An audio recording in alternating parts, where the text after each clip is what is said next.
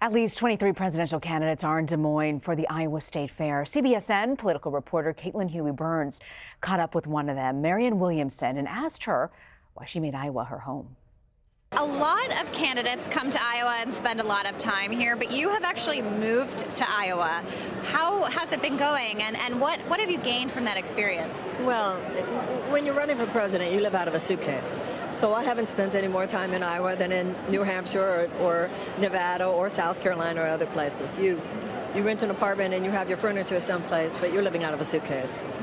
But tell us about your operation here in Iowa and how you're planning to advance your campaign here as we are just about 6 months away from the caucuses. I'm doing everything I can to have a conversation with people that is the conversation that I believe matters. And I don't have the width, the breadth of operation that better funded candidates have, but I feel we have a depth of operation. We have a depth of conversation. And I feel that our message is landing in the hearts and minds of people. And then, I feel part of what's wrong with American politics is that the political establishment treats voters like they're poker chips. How many do you have? How many do you have? The governing philosophy of this country is that the voters are the center of governance and power. And so I believe that my sense of things is different. It's about where we are, where we live. And then what the voters want to do with that, it's in the hands of the people. So that's where I live in my head and in my heart. And when you're talking to those voters here in Iowa, especially, what kinds of issues are they talking about to you? What's top of mind for them? What are their concerns? Well, on one hand, you have people talking about rural issues here in a way that you don't have talking in some states. Just like in South Carolina, sometimes people are talking about racial issues in the way you don't talk in other states. But my entire conversation is an American conversation. And I believe that we all, if you look at something like these mass shootings this last week, there are some deeper issues that speak to all of us, and that all of us know that as a generation we need to confront now. I don't talk, on a certain level, I don't talk any differently in Iowa than in Nevada, than in any other state. About some things, of course. What is your rural policy? What is your racial policy? Of course.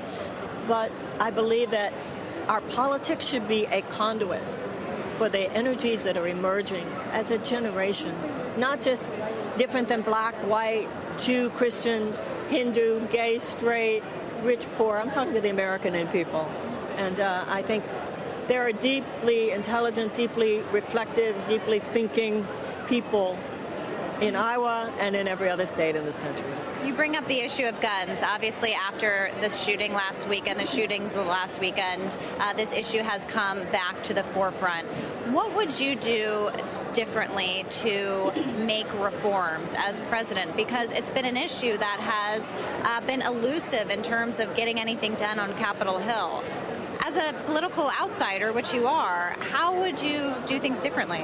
Well, there are a couple of things. First of all, on the level of the symptom, I want the same thing many of my fellow candidates want: universal background checks, to outlaw bump stocks, to close the loopholes, to outlaw, to renew the ban on assault weapons, to also outlaw the manufacture of the bullets that are needed for them.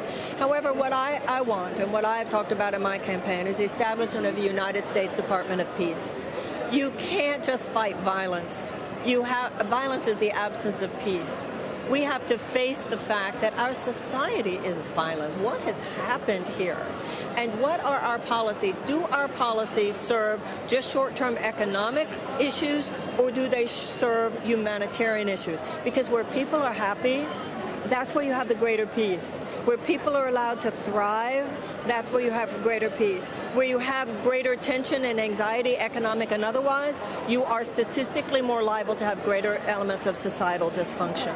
So what I present to the conversation, as with every other issue, is a far more holistic, expanded dialogue about the roots, and that is why I want a United States Department of Peace. You can't just take medicine, you have to cultivate health. You can't just fight violence, you have to cultivate peace. as we know with what happened in Dayton. There were police right there, and they did a great job. They were there with 30 seconds. They brought them down. Still, people died first.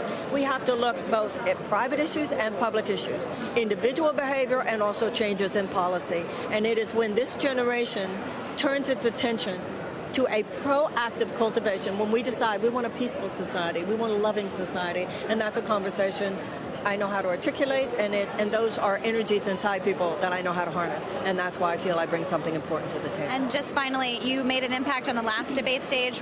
Are you close to making the debate stage? Yes, I need about 13,000 more individual donors. People can go to Marianne2020.com, and also we need the buzz to make sure that I'm up there in the polls. So it's time for people who are saying, actually, I support her, but I don't know if I'm going to tell everybody. It's time to shout it from the rooftops now.